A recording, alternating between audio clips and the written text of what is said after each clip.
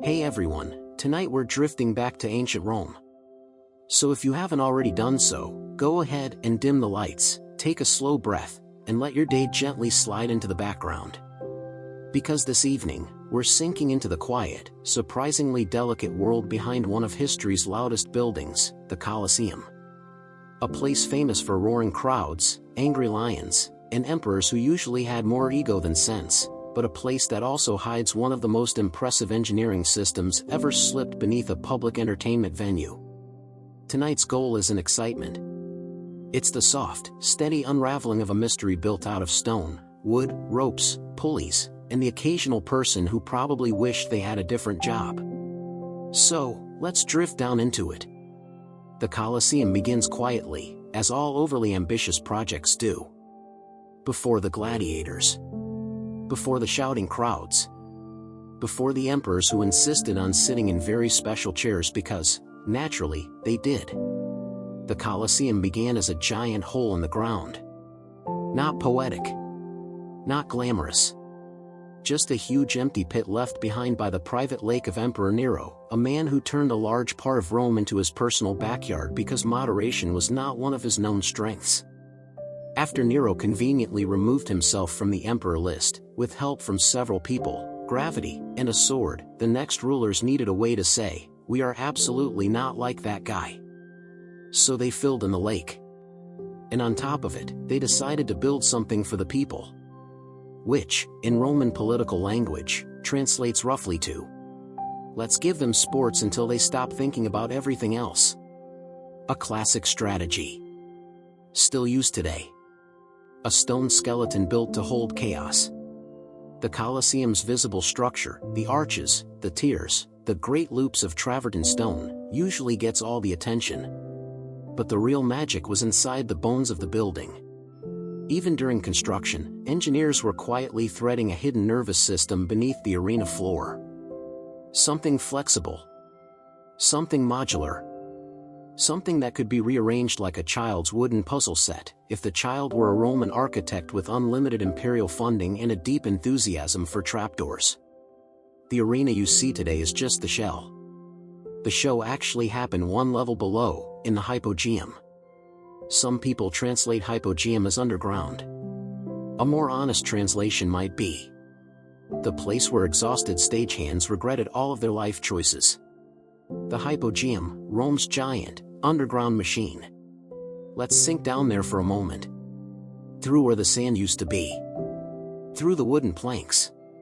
Into the half-lit maze of corridors. Down here, it's quiet. Just the gentle sound of water somewhere far off. And the soft scrape of ropes sliding across wooden beams. The hypogeum was 2 stories of organized chaos. Rooms. Holding cells. Storage spaces.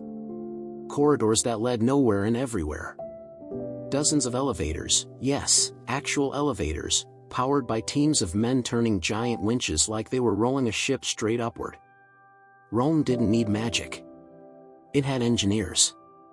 And those engineers created a system where a lion, a bear, a fully decorated hunting scene, or occasionally a confused ostrich, could be raised into the arena through a trapdoor with impeccable timing. We like to imagine the Colosseum as brutal. And it was.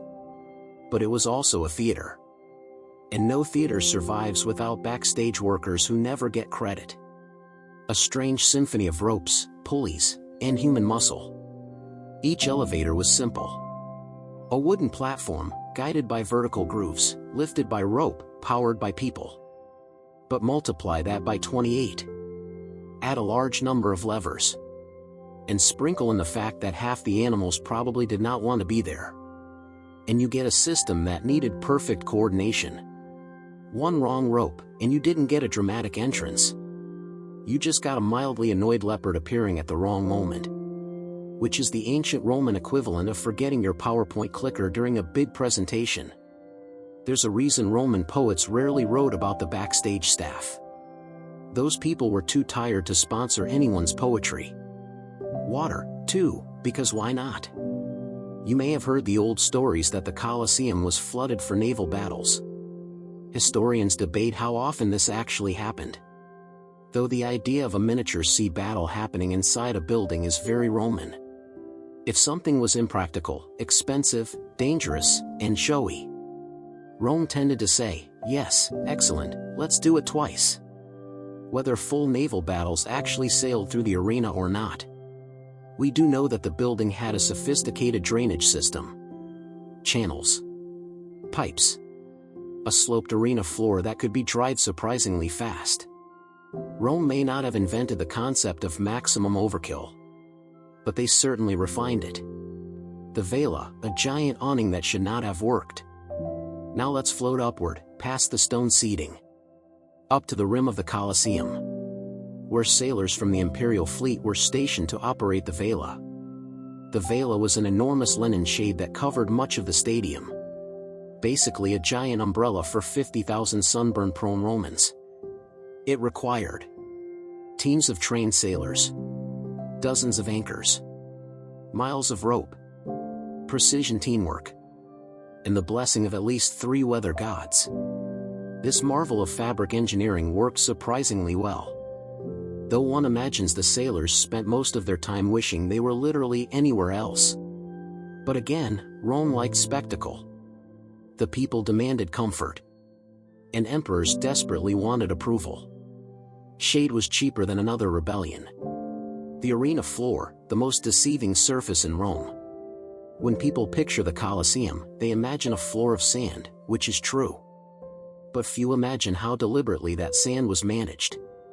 It had to be raked, smoothed, perfumed with herbs and oils to mask unpleasant smells, redistributed every time something messy happened. Behind every dramatic duel, there was probably one exhausted person with a shovel, thinking deeply about changing careers.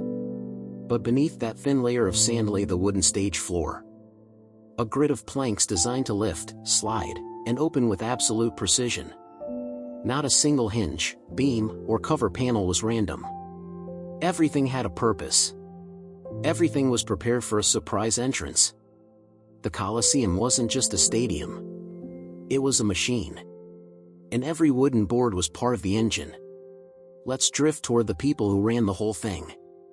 But we'll save that for the next section. Because the Colosseum wasn't only an engineering marvel. It was also run by a very particular kind of staff. People whose job descriptions ranged from animal wrangler to guy who stands next to a trapdoor and hopes nothing jumps out. In part 2, we'll drift into the lives of those workers, the gladiators, and the emperors who pretended they understood how the engineering worked, while absolutely not understanding anything. Alright, let's drift back down into that dim, wooden labyrinth under the Colosseum. The crowds above are loud, but down here it's just the soft clunk of a pulley, the low shuffle of someone who definitely didn't sleep enough, and the faintly judgmental eye contact of an animal that hates its career path. Because the Colosseum didn't simply run on engineering. It ran on people. Not the glamorous people. Not the emperors who sat in the special marble chairs. Or the senators who liked to pretend they enjoyed the games. No, this section is for the backstage humans. The ones who made sure the trapdoors opened. The animals appeared on time. And the arena didn't quietly collapse during a dramatic moment. Let's drift over to them. The arena staff, Rome's most overworked, underpaid workforce. The hypogeum needed hundreds of workers. Animal keepers. Carpenters. Winch operators. Signal men. People whose entire job was stand near this door and hope the tiger doesn't find you appetizing. There were also the scenic crews. The individuals responsible for raising artificial forests, fake buildings, painted backdrops, and whatever theatrical set the day's event required. Imagine working as a stagehand. But instead of worrying about a falling spotlight, you're concerned about a disoriented rhinoceros that has decided the hallway is its new personal space. The Romans didn't call these people heroes, but they should have. The winch teams, ancient bodybuilders with one job. Now, picture a row of wooden capstans. Giant, upright wheels. Each one surrounded by a team of men pushing in slow circles. Powered only by muscle, determination, and perhaps a quiet sense of dread. These were the winch operators. Their job? Lift animals, scenery, and occasionally unlucky humans straight up into the roaring arena. To make an elevator rise smoothly, each team had to push in perfect rhythm. If one person slipped, the platform jerked. If two slipped, the platform shook. If three slipped, well, the lion on top probably had a bad morning. But these men were trained. They practiced. They were the quiet gears in Rome's entertainment engine. And they did it all inside a hot, smoky, dark environment, while the empire congratulated itself for providing games for the people. The animal keepers, experts in getting bitten. Roman animal wranglers were, let's say, underappreciated. Their job description included convincing a panther to walk into a lift, avoiding eye contact with irritated leopards, explaining to elephants that a trapdoor is not a threat, and generally trying not to get stepped on, crushed, mauled, or inconvenienced. Many of them came from North Africa and the Middle East. People with long traditions of animal training. Rome imported not only the animals, but the expertise to handle them. Unfortunately, the animals did not always respect the expertise. One Roman writer casually mentioned that the animal pens beneath the arena were noisy, hot, and prone to unexpected escape attempts. A gentle way of saying, this place is a disaster, but we're doing our best. The gladiators, overhyped, underslept, and very confused by the scheduling. Yes, gladiators. Often portrayed as glamorous warriors. But in reality, they were professional athletes, with sleep schedules that probably resembled modern medical interns. Training at dawn. Diet restrictions.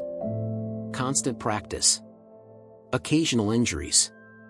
And then the arena staff would tell them, today you go on after the elephants. Try not to trip over the leftover scenery. Some gladiators were slaves. Some were volunteers.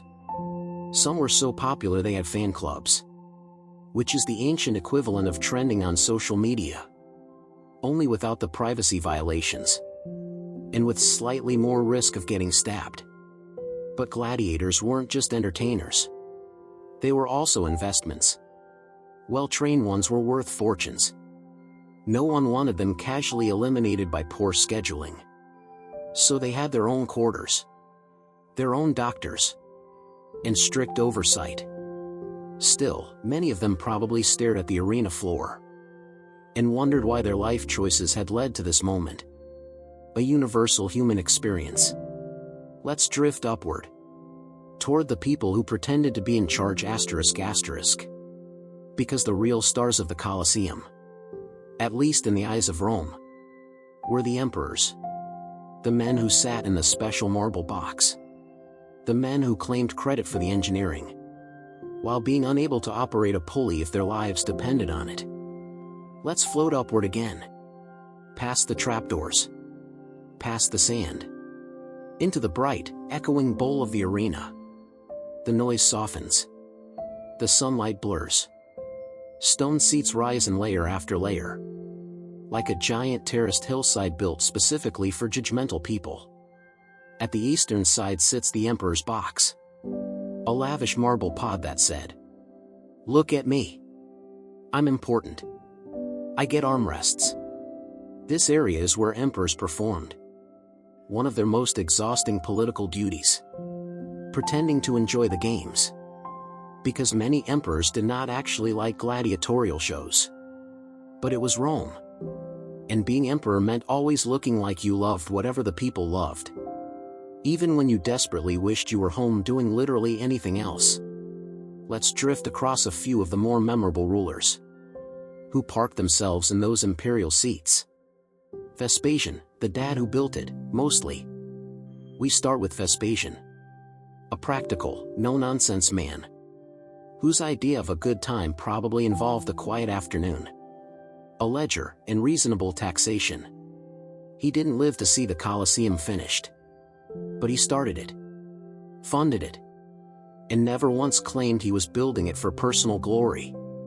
Which, by Roman standards, makes him almost suspiciously normal. Vespasian liked order. He liked budgets.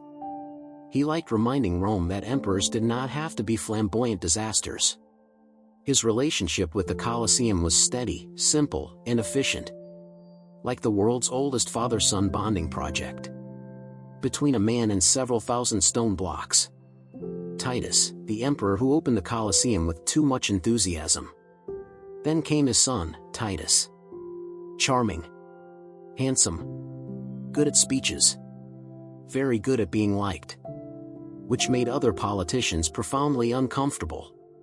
When Titus inaugurated the Colosseum in 80 CE, he took one look at the empire, one look at the gigantic stadium, and decided the only reasonable thing to do was throw the largest party Rome had ever seen. 100 days of games. 100. Because Titus understood public relations. He knew Rome needed a distraction from recent disasters, including the eruption of Vesuvius, which had inconveniently removed several cities. So Titus gave the people hunts, executions, staged battles, even mock naval fights, or very damp reenactments of them. The crowd loved it. The senators pretended to love it. Titus probably loved it a little too much. But it worked. Rome adored him. And then, only 2 years later, he died. Which the historian Suetonius described with great sadness. And absolutely no suspicion. Even though Roman emperors tended to die suddenly. Whenever someone else wanted their job. Domitian, the brother who made everything more complicated. After Titus, his brother Domitian took over. Domitian was, well, let's call him a micromanager with trust issues. He expanded the hypogeum. He improved the backstage systems. He added more tunnels, more cages, more trapdoors, and more ways for the arena to surprise people. In a way, Domitian perfected the Colosseum. But he also perfected the art of making everyone afraid of him. He frightened senators. He frightened governors. He frightened authors, philosophers, and probably also the man who delivered his laundry. Domitian liked to sit in the imperial box, with the expression of someone mentally listing the people he intended to fire, exile, or remove discreetly. He was not well loved, but he understood logistics. Commodus, the emperor who treated the Colosseum like his personal YouTube channel. And now, let's drift gently toward the emperor who absolutely stole the show. Commodus. A man who looked at the Colosseum and did not see a political tool, or a public venue, or an architectural masterpiece. No. Commodus saw a stage. For himself. Commodus loved gladiatorial combat. He loved costumes.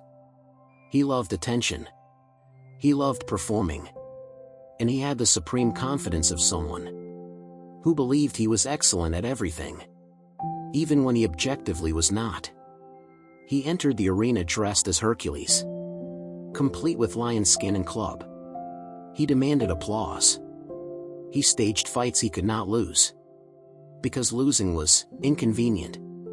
Commodus did not merely misuse the Colosseum. He rebranded it. Imagine a modern politician insisting on starring in their own action movie and hosting a 3-hour press conference about it every week. That was Commodus. Rome tolerated him until it didn't.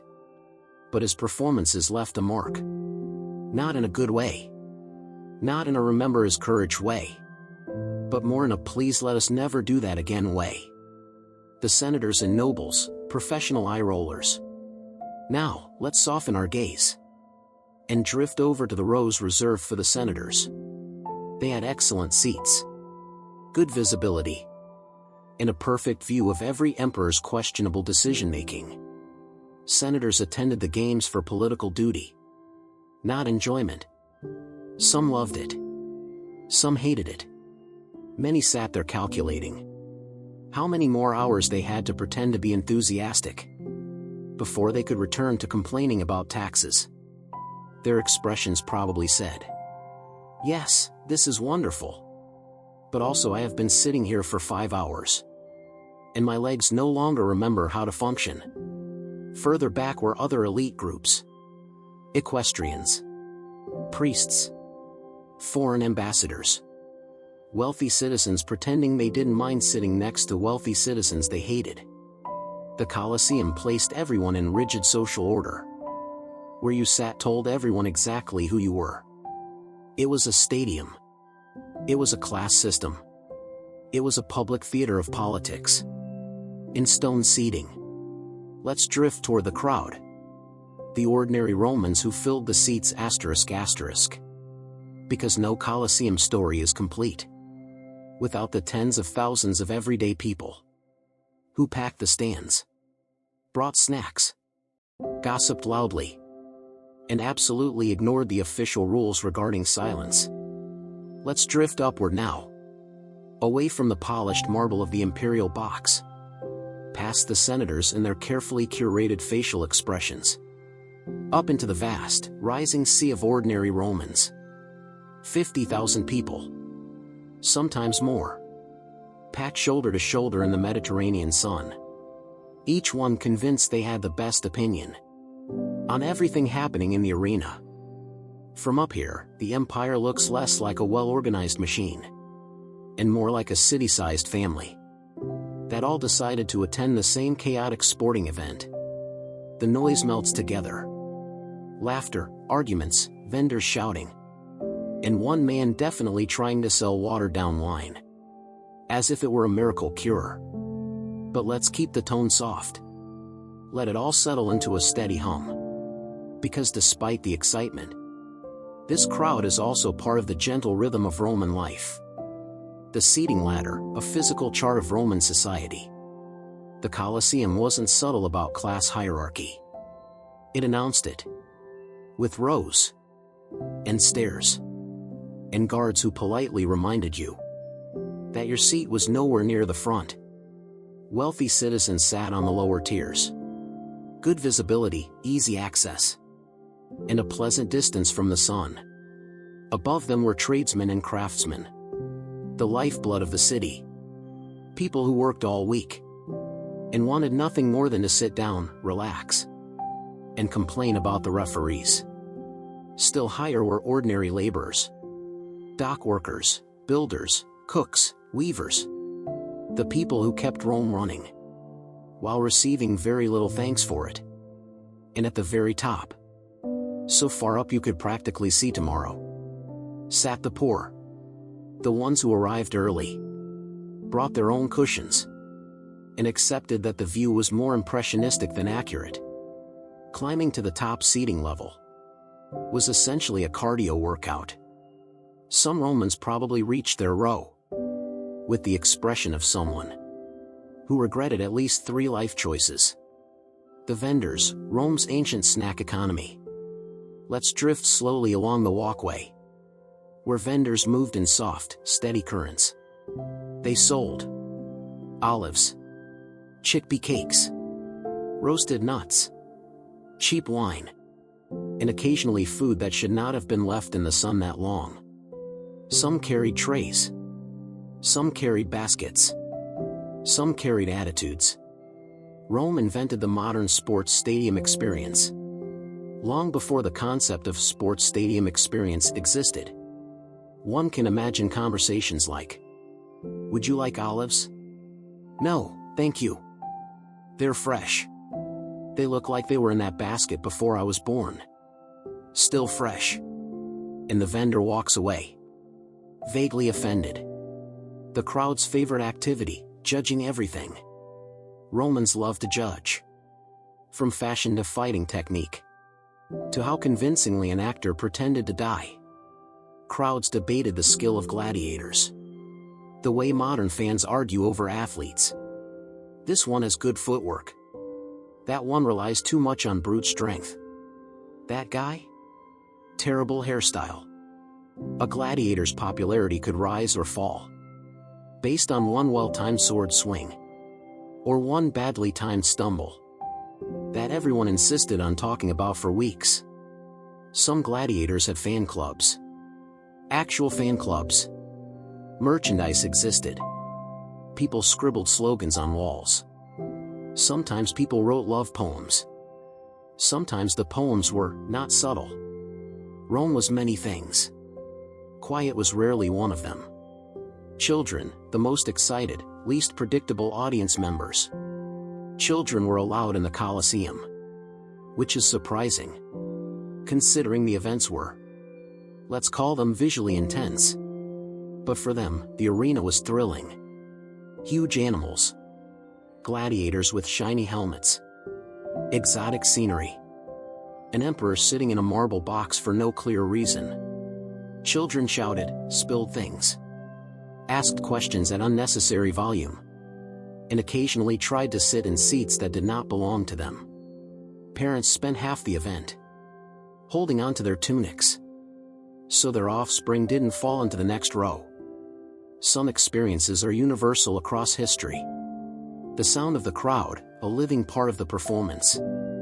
From the emperor's seat, the roar of the Colosseum must have felt like a single, enormous creature breathing. But from the crowd's perspective, the sound was personal. Someone next to you muttering commentary. Vendors clinking their cups. Gamblers placing tiny wagers. The tense hush right before a duel. And the collective gasp when something unexpected happened. The arena wasn't just entertainment. It was a conversation. A loud one. A messy one. And occasionally an unfiltered one. Romans didn't clap politely. They shouted. They gestured. They threw their opinions into the air. The way seagulls throw themselves at unattended food.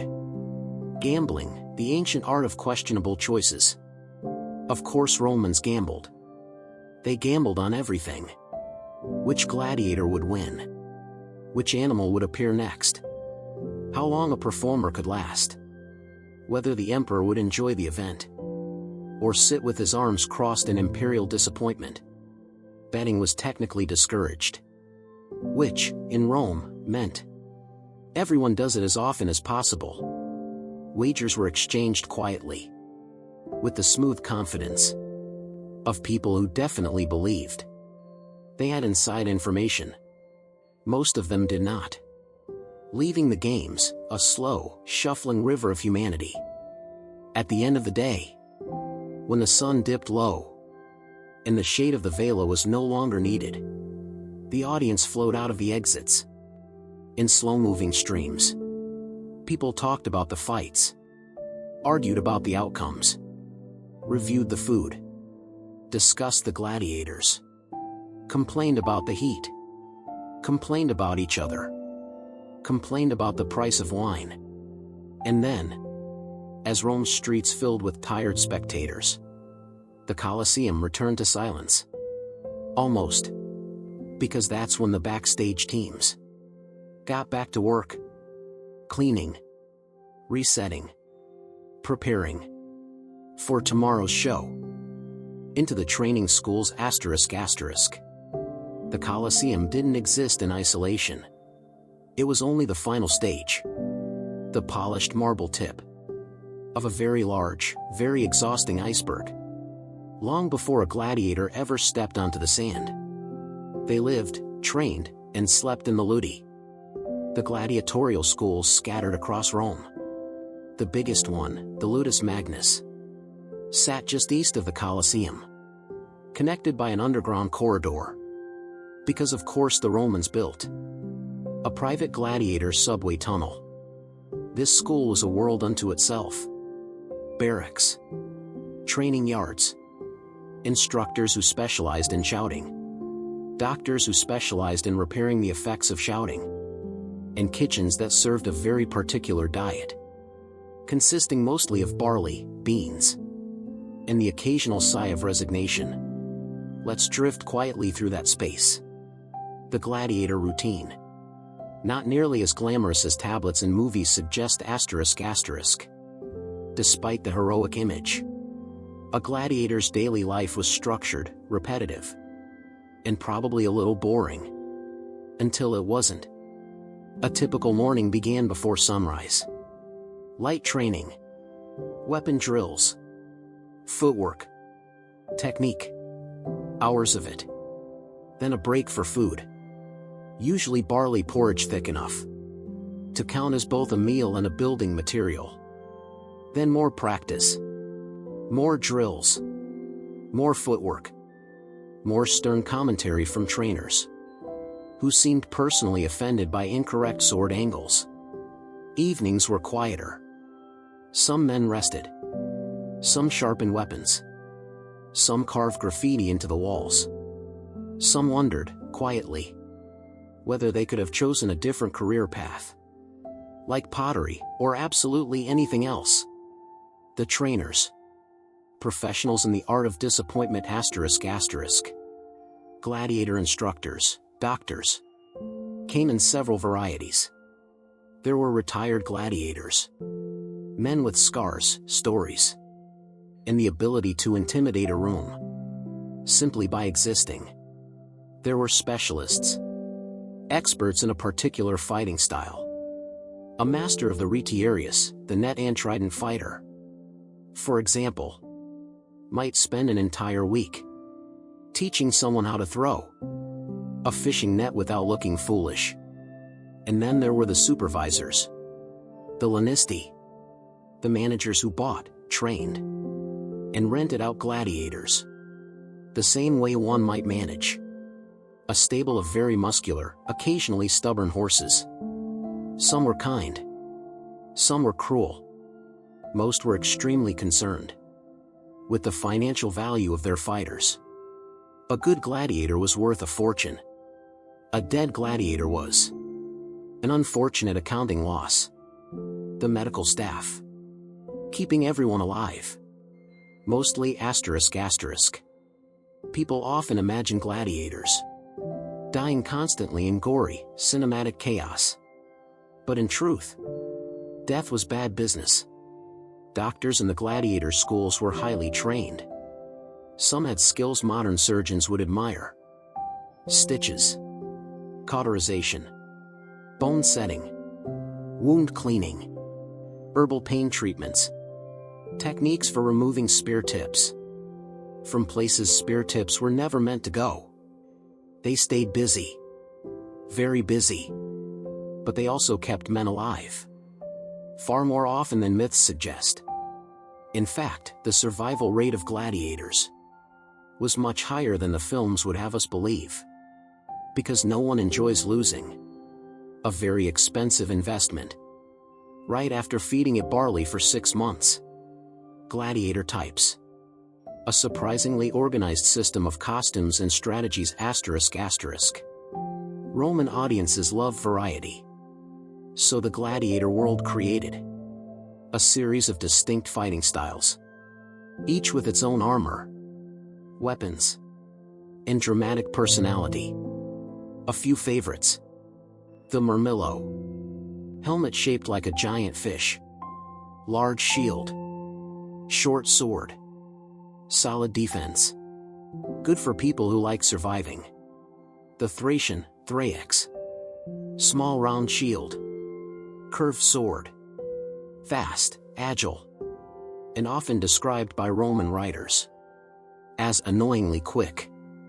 The retiarius, no helmet, net and trident, light armor, high risk, high showmanship, frequently the crowd favorite, because he looked like he had no idea what safety was.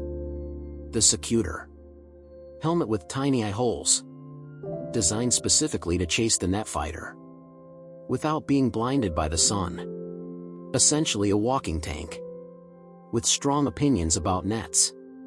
Across all types, pairings were carefully designed to be balanced and dramatic, like ancient rock paper scissors, but with more sweating and fewer rules. Rules of the fights. Yes, they actually existed ***. The games felt chaotic. But gladiatorial combat was surprisingly regulated.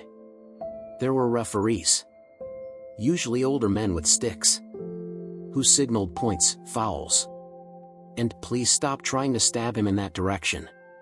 Contests had limits on certain strikes, distinctions between training-level bouts and serious bouts, safety rules, loosely followed, time constraints, and medical interventions when things got too intense.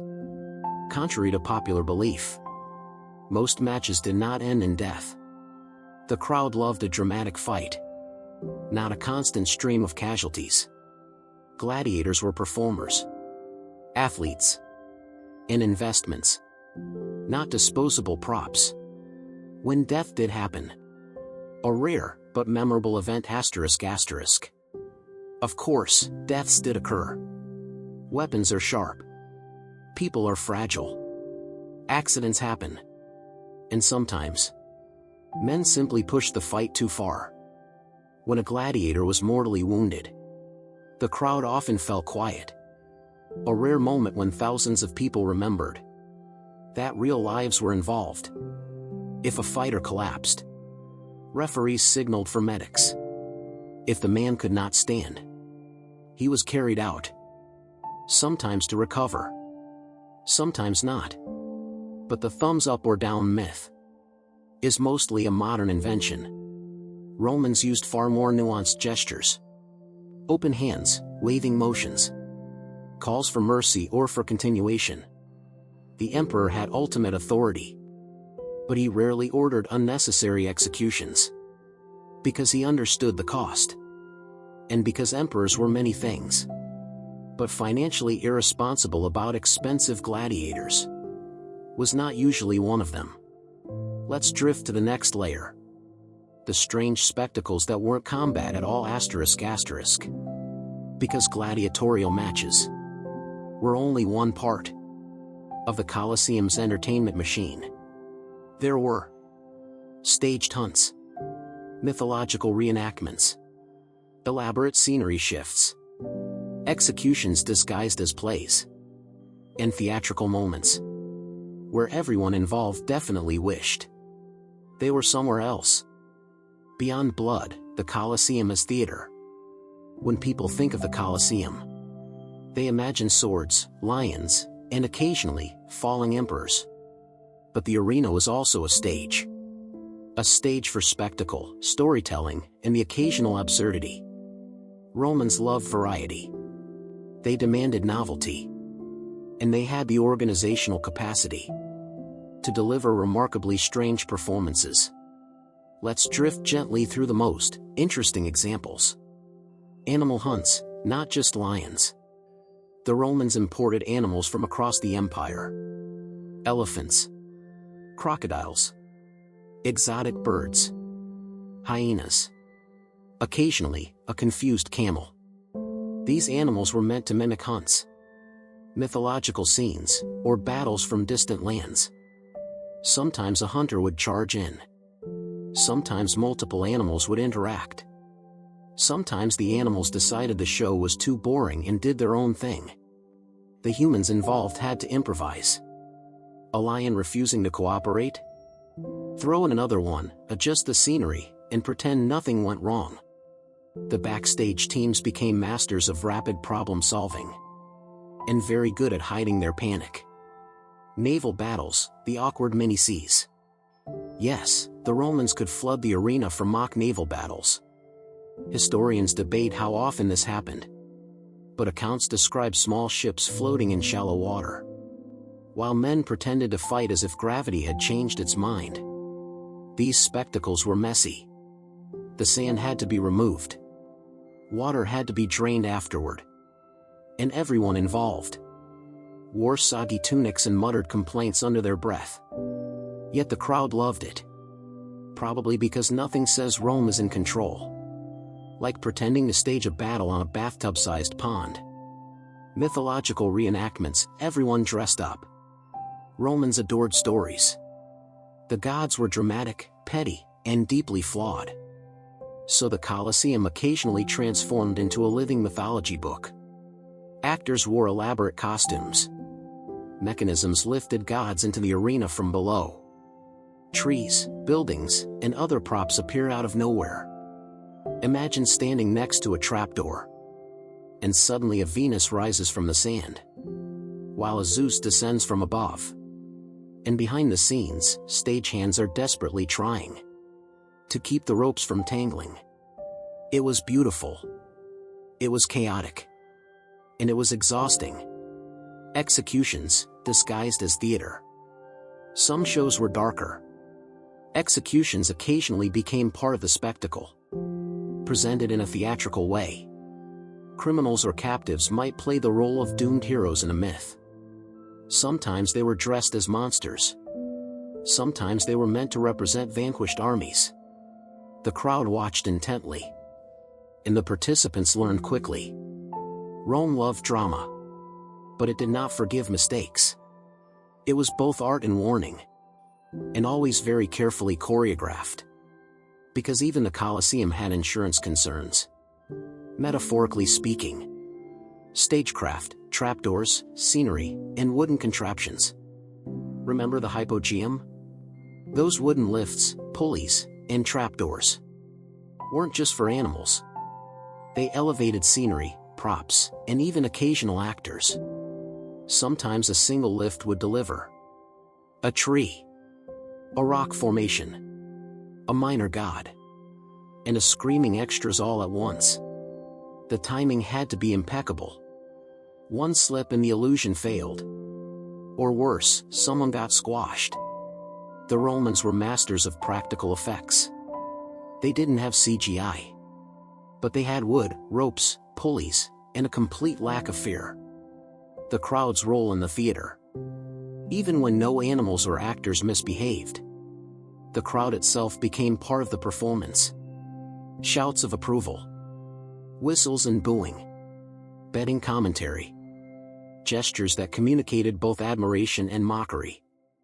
Romans were not passive viewers. They were active participants, and the arena depended on their energy. The stage was incomplete without their noise, their laughter, and their collective judgment.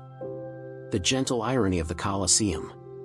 So, in this part of the story, we see the Colosseum as more than just a place of combat. It was an engineering marvel, a theater of spectacle, a stage for emperors to flaunt themselves, a training ground for gladiators, and a space where ordinary Romans participated in one of the largest coordinated social performances the world had ever seen. All of this, of course, built upon a foundation of sand, stone, wood, and human exhaustion. Rome excelled at organization. Rome loved spectacle. And Rome never missed an opportunity to remind the world that it could do anything, even if it didn't always make sense. In Part 7, we'll drift gently into the decline of the Colosseum, how neglect and disasters affected it, the shifting priorities of emperors, and the slow, quiet erosion of the grand spectacles we've been imagining. The Colosseum was enormous, strong, and remarkably resilient for centuries. Stone arches, carefully fitted blocks, wooden lifts, and ropes designed to hold hundreds of tons. It was a machine disguised as a stadium. And yet, like all human achievements, it wasn't invincible. Weather, earthquakes, and neglect slowly began to chip away at the empire's pride. Rome changed. Governors shifted. Emperors came and went.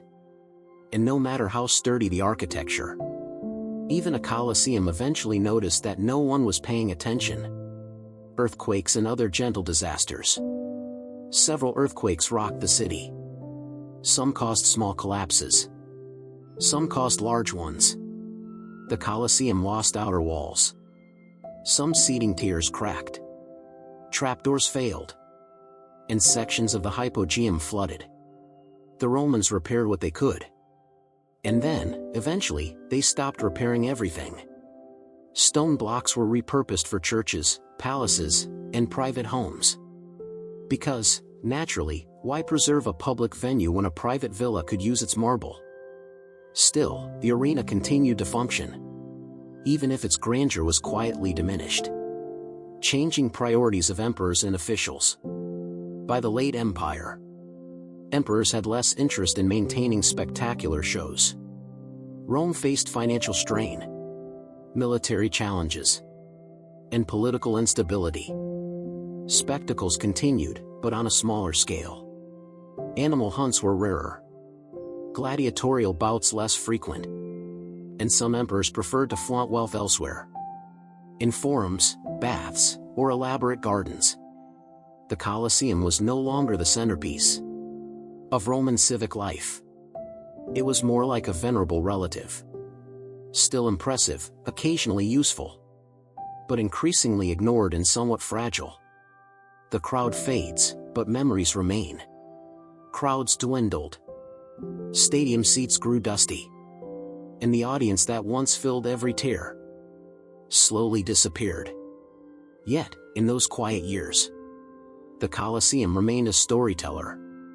The stone walls whispered of past dramas.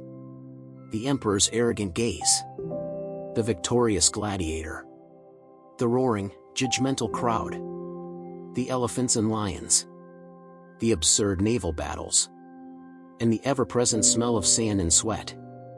It was quieter, but history lingered. Softly, persistently. Like a memory that refuses to fade completely. A monument to both genius and human folly. Even in decline, the Colosseum stood as a testament to Roman engineering, to organizational brilliance, to spectacle, and to the odd, sometimes absurd, ambitions of emperors. It was beautiful. It was chaotic. It was terrifying. And it was, ultimately, profoundly human. Because nothing built by people lasts forever. Everything is subject to time, neglect, and the whims of those who follow. And yet, some structures, like the Colosseum, linger long enough to tell their stories to generations. Who will listen quietly, in dim light, perhaps ready for sleep? In Part 8, we'll gently explore the Colosseum's role in modern times.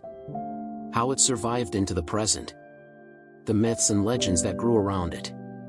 And the ways people today still connect with those ancient dramas. By the Middle Ages, the Colosseum was no longer hosting roaring crowds. Its seats were empty. Its trapdoors silent. The animals gone. The gladiators long since disappeared from the sand. Yet, remarkably, it survived. Partially collapsed, yes. Looted for stone, yes. But still standing. Medieval Romans repurposed it for housing, workshops, and even religious ceremonies. At times, it became a fortress.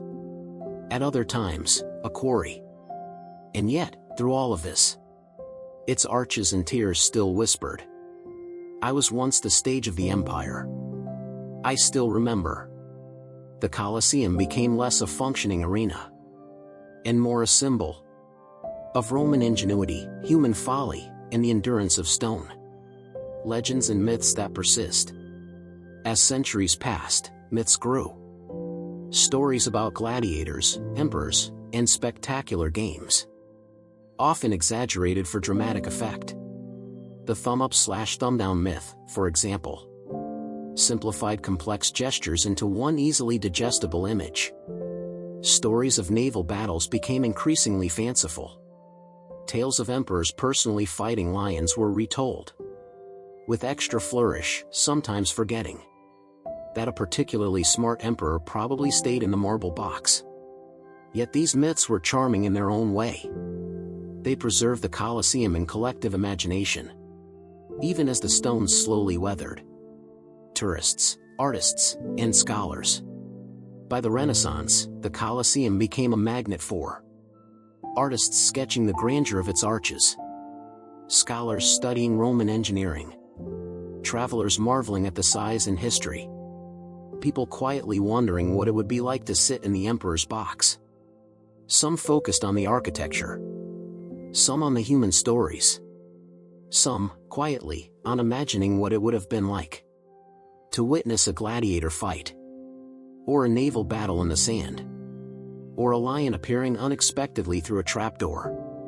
The Colosseum became a bridge. From past to present. From spectacle to memory. Modern preservation and cultural significance. In the 18th and 19th centuries, preservation efforts began. Excavations revealed the hypogeum, the underground corridors, and the ingenuity of Roman engineers. Today, the Colosseum is a UNESCO World Heritage Site, visited by millions each year. A symbol of Rome and of human ambition. A reminder of both our creativity and our absurdity. Modern tourists often take photos, standing in awe of the arches and tiers. Few think about the men and animals who lifted platforms, or the exhausted gladiators, or the tedious work of cleaning sand after every show. But all of it is still there in the stones. The gentle irony of survival. It's quietly ironic. A building designed for loud, chaotic, dangerous spectacles is now mostly admired in silence. People come to walk through it slowly. They take photographs. They imagine the roar of the crowds. But the true theater, the trapdoors, the lifts, the elephants, the shouting, the drama, is gone. And yet the Colosseum endures. Not for the spectacle itself, but for the story it tells. About ambition, engineering, human folly, and the strange intersection of life, death, and entertainment. In Part 9, we'll drift softly into reflections on the lessons of the Colosseum. What it teaches us about human ambition, our fascination with spectacle, and the quiet persistence of history, even as the world changes. The Colosseum stands today as a quiet reminder of human ambition. Built for entertainment, engineered with remarkable precision, and fueled by thousands of human hands.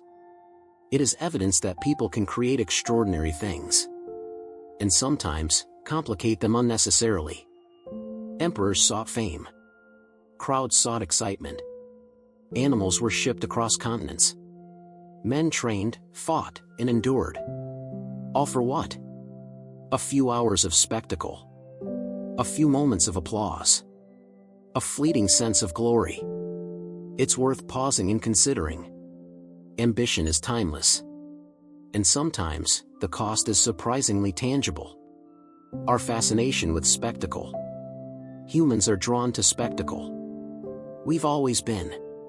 Romans watched gladiators and naval battles. We watch movies, sports, and viral videos. We crave drama, danger, and the unusual. And yet, we often forget the quiet labor behind the spectacle. The winch operators lifting elephants. The stagehands moving scenery. The medics patching up exhausted fighters. The vendors navigating crowded aisles. Spectacle exists because someone works in silence. And that hasn't changed. The persistence of history. The Colosseum also teaches us about persistence.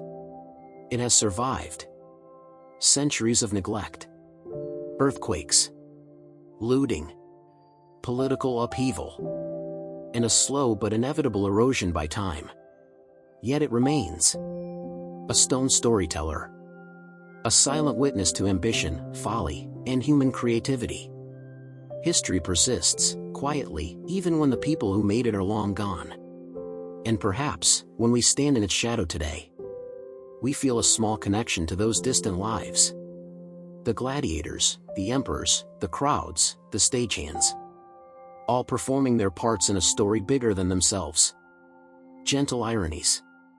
Consider this. A building built for noise now inspires silence. A venue designed for death and danger is now a place of admiration. Spectacle has become memory. There is a soft, almost poetic irony in that.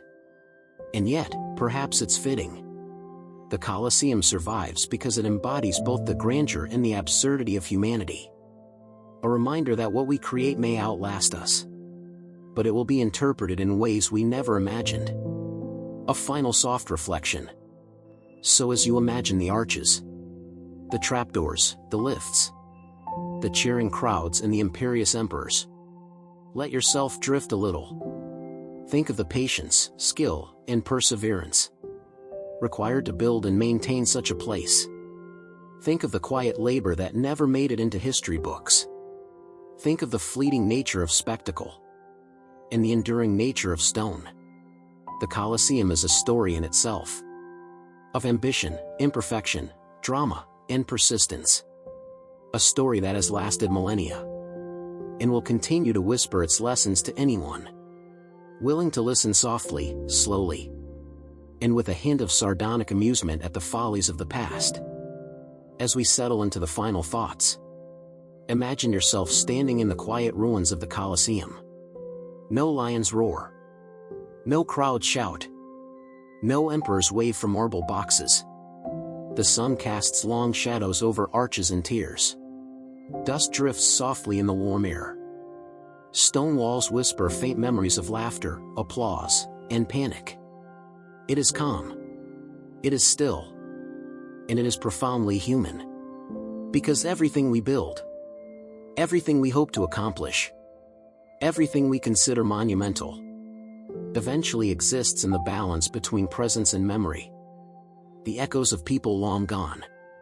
Think of the thousands of people who moved through this space. The winch operators, tirelessly lifting platforms.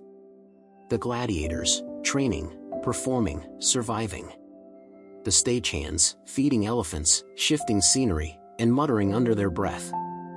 The emperors, performing political theater from marble boxes. The crowds, judging, shouting, laughing, and occasionally spilling wine. Each life a small note in a vast symphony that now echoes only in memory and stone. History is rarely quiet, but when we pause and listen carefully, we can hear it softly, gently, in the whisper of arches, the patterns of stone, and the rhythm of centuries that pass like waves on sand. A thought on human folly and grandeur. The Colosseum reminds us of human contradictions. Ambition paired with exhaustion. Glory paired with absurdity. Spectacle paired with labor. Life paired with impermanence. We admire its grandeur. We chuckle at its occasional absurdities. We marvel at what people accomplished, even when it made no practical sense. And perhaps, quietly, we recognize a little of ourselves in every stone, every shadow, every echo. Closing softly. So, as we drift away from the Colosseum tonight, let your mind linger on the gentle paradoxes of history. That something so loud can become quiet. That something so chaotic can endure. That human folly, ambition, and creativity are inseparable from each other. The Colosseum is still here, standing despite everything, not as a monument to perfection, but as a monument to people and all their messy, beautiful, absurd lives. Take a deep breath. Imagine the arches fading into the sunset. Hear the faint murmur of history whispering your name, and let yourself drift. Because history, like sleep, always has a way of finding you, if only you listen carefully enough. Hey everyone, tonight we're drifting back to a world of metal, velvet, and an occasional hint of desperation. A world where royal courts obsessed over appearances, status, and the very delicate art of making one's enemies think you were both terrifying and stylish. So, dim the lights, settle in, and perhaps imagine yourself in a soft chair, a warm blanket, and a faint smell of candle smoke. We're going to talk about armor, not just as protection, but as fashion. Now, when we think of medieval armor, we often picture a knight gleaming in polished steel, riding heroically into battle. But that image is only partly true. In reality, armor was as much about appearances, social signaling, and vanity as it was about defense. Because, naturally, if you're going to risk your life on a battlefield, you might as well look impressive while doing it. Armor is a status symbol. In the early Middle Ages, knights wore relatively simple protection, chainmail, leather, and sometimes a helmet that covered most of the face. But by the 14th and 15th centuries, armor had become elaborate. Very elaborate. Nobles competed to see who could wear the most polished steel. Decorate their breastplates with gold or intricate engravings. Add etching, embossing, and occasionally the family crest in places no one would see. And sometimes, choose absurdly impractical designs that made walking, sitting, or actually fighting very difficult. Yes, the armor was functional, mostly. But it was also very much about being admired. And possibly envied. Imagine attending a joust. You want your opponent to fear you. Yes, fear you. But also admire you. Because if they're intimidated and impressed, you are doing your job perfectly. Even if you trip over your own gauntlets. Designs that were curious. Some armor was decorated with motifs from nature, lions, dragons, or even flowers. Because nothing says I'm a deadly warrior like having a rose engraved across your gauntlet. Some suits had exaggerated shoulders, flared skirts of steel, and visors shaped like animals or faces. Imagine a helmet shaped like a wild boar. And you'll understand that some of these knights were trying very hard to make a point. I am terrifying. And stylish. And possibly slightly ridiculous. Sometimes, armor makers and kings indulged in whimsy. Winged helmets. Helmets with horns. Armor that looked like it was carved from a single block of marble, but lighter, of course. And yes, some of these designs were utterly impractical in battle. But they were excellent for courtly appearances, tournaments, and the occasional parade. Armor is personal expression. Beyond decoration, armor allowed knights to express identity. Their allegiance. Their family history. Their religious devotion. And, occasionally, their sense of humor. Some knights etched clever phrases on their breastplates. Others added small charms or symbols for luck. Some even went so far as to color their armor or add gilded edges. It was fashion. It was art. And it was occasionally absurd. But it was also a very effective way to say, I am important. I am powerful. And I can afford a smith who works obsessively for months on end. Armor in tournaments. Tournaments were the runway shows of the medieval world. Knights did not simply fight. They performed. The joust required both skill and style. The melee was as much spectacle as sport. And spectators paid attention to the shine, the engraving, and the flare of a visor. Some kings and princes treated tournaments like fashion competitions.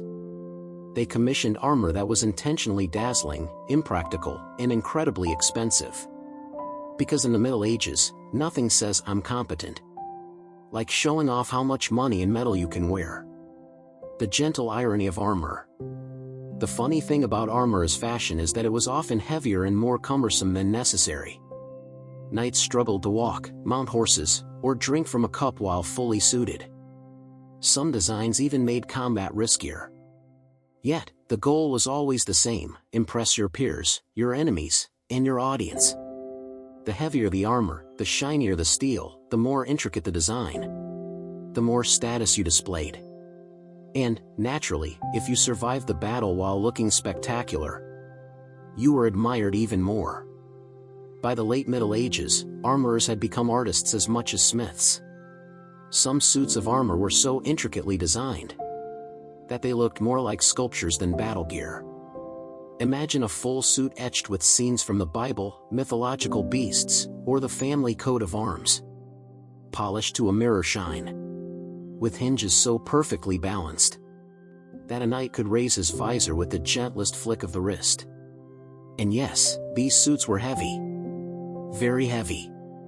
But nothing a strong nobleman couldn't manage for a short parade or a carefully staged joust. Combat, however, was another matter. Helmets that deserve their own show. Helmets were where the creativity often peaked. Some were shaped like wild animals, lions, boars, or even dragons. Others had tiny faces engraved over the eyes, giving the impression of multiple personalities. A few were designed with whimsical flair, like horns or decorative wings, clearly intended to impress the audience rather than intimidate a battlefield foe. Imagine a knight charging in with a helmet shaped like a swan. Certainly elegant. Possibly terrifying. Slightly ridiculous. And yet, all of these designs were carefully planned. Every curve and embellishment sent a subtle message. I am noble. I am skilled. And yes, I have enough wealth to make metal my playground. Parade armor versus combat armor. Not all armor was meant for fighting. Parade armor was decorative. Highly polished, heavily gilded, and often impossible to move in naturally. Perfect for showing off in front of royalty or at tournaments. Combat armor, by contrast, was designed for function. Lighter, more flexible, and less adorned. Still impressive, of course, but more practical for swinging a sword or raising a shield. Some nobles owned multiple suits, each carefully crafted for a specific occasion. A dinner armor, a parade armor, a joust armor, and a yes, I survived battle armor. And some had spare helmets for no reason at all. Simply because symmetry is satisfying. Armor and social signaling. Beyond the battlefield and tournaments, armor was a way to signal rank and wealth. Gold edging? Prestige. Etched family crest? Nobility. Elaborate visor shape? Style points. Armor told a story without words. It said, I belong here. I am important. And if you think otherwise, please note the lion engraved across my chest. And naturally, the louder and more elaborate the armor, the higher the chance you'd be admired, envied, or occasionally mocked. But hey, mockery was part of fashion too. The slightly impractical designs. Some armor was mildly unwise. Shoulder pieces so large they limited arm movement. Helmets so heavy that sitting or kneeling became a performance in itself. Plates designed for aesthetic symmetry rather than comfort. Imagine a knight attempting a simple drink of water while wearing a full suit designed to look like a Gothic cathedral. One sip could require coordination rivaling a military drill. Yet, as absurd as it sounds, knights endured. Because looking impressive was often more important than drinking comfortably.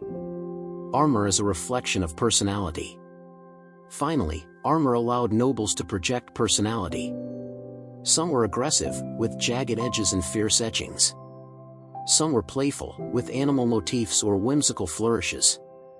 Some were elegant, understated, and polished to reflect candlelight beautifully. It was a form of self-expression. And, as with any fashion statement, occasionally disastrous.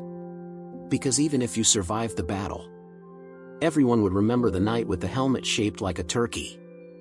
In the Middle Ages, armor was not just metal, it was a statement. And the royals and high nobles of Europe took that statement very seriously. Some were meticulous about polish. Some were obsessed with symmetry. And some were just trying to outdo each other in sheer extravagance. One prince might commission a suit encrusted with gold filigree, while his neighbor, naturally, felt compelled to add gemstones.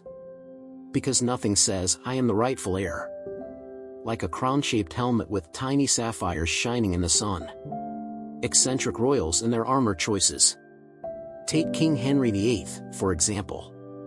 He loved armor almost as much as he loved eating. And so, naturally, he commissioned suits that were as heavy and elaborate as his dinner plates. Some designs were so large, they might have doubled as small stage props. Or consider Maximilian I of the Holy Roman Empire, whose obsession with style led to what historians now call Maximilian armor. Slender, ridged, and highly decorative. Perfect for parades. Slightly less perfect for actual combat. Which is ironic, because he also wanted to conquer Europe. And then there were lesser-known nobles, who commissioned helmets shaped like lions, dragons, or even animals no one could identify. Because, naturally, if you are going to risk being skewered in battle, you may as well look terrifying and slightly ridiculous. Armor is a stage for personality. Armor allowed royals to broadcast personality without speaking. A king might choose gilded steel to signal authority, A prince might favor unusual visors to show wit or eccentricity.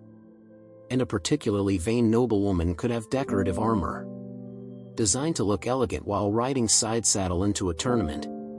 Some nobles even commissioned armor for their animals. Horses could wear decorative steel masks or gilded barding. So the horse was fashionable, too. Because if your steed looked good, clearly you were the superior noble. The slightly tragic humor of vanity. There is a gentle irony here. Many of these royals spent vast sums on armor that was never intended to see battle. Some suits were purely ceremonial. Some were so heavy or ornate that the wearer could barely move.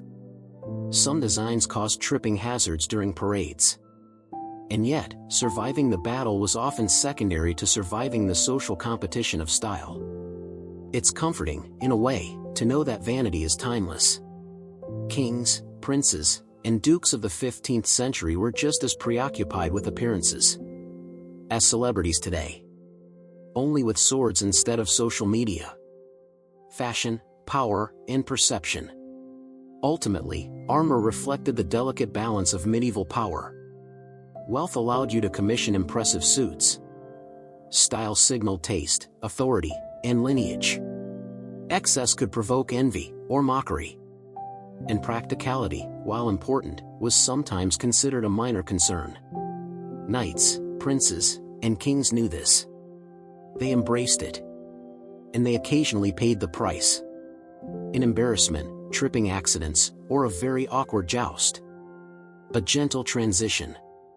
So, as we imagine these royals in their polished steel, perhaps with gilded edges and intricate etching, we begin to see a pattern. Fashion, personality, and ambition all intertwine, creating a slightly absurd, endlessly fascinating picture.